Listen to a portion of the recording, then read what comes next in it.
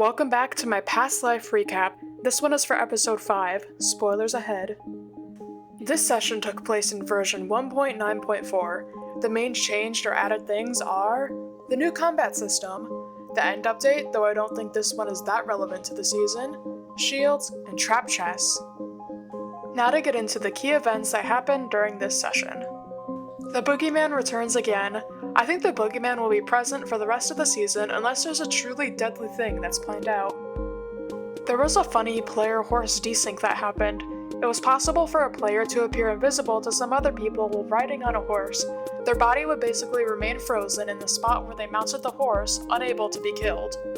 Adding onto the horse mishap, there was a new alliance formed that's simply called the Horses.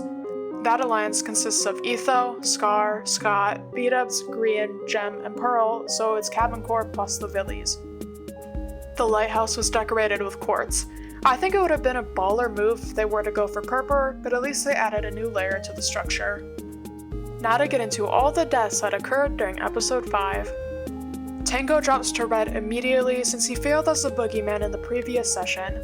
Those deaths were being squished by an anvil, withering away, and being struck by lightning. I like how they took a creative and humorous approach to putting him on red life instead of just having him be on red life at the beginning of the session. Tango was blown up by a creeper. This means that Tango is the first person out of past life.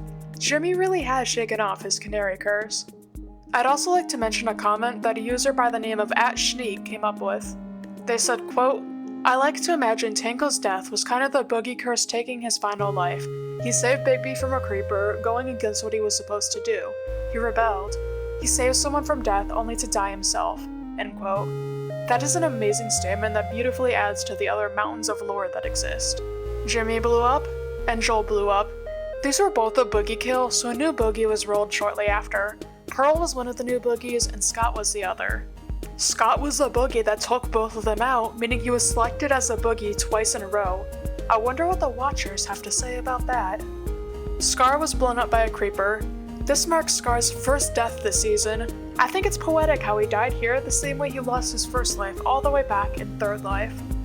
Martin blew up, Scar blew up, Ren blew up. These 3 deaths were caused by Pearl and Scott as they set a trap chest TNT minecart trap near the pyramid at Tango's grave. I'd like to mention a fun fact about Pearl being the Boogeyman. This is only the second ever time she was present in the session for her Boogeyman kills, despite being a Boogeyman a total of 4 times. The first time she was Boogie was during last life. Her power went out mid-session, but a trap she set managed to kill Big B. She then caused the infamous disco floor deaths a couple sessions later.